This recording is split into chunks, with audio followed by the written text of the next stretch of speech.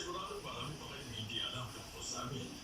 At ang ilan pang interesting sa Elvisin.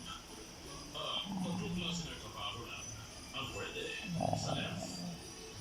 Una, siyempre gumawa ng sapatos Ha? kapag tulog ang Gusto mong gipangita? Ha? Kasi mong gipangita, ma? Kasi mong gipangita? Awa di ay. Wa di ay. Binako na kay gipangita. Imong mga anak, ma. Kinsa man sa imong mga anak? Kaila kasi imong mga anak, ma? Shh. Uy.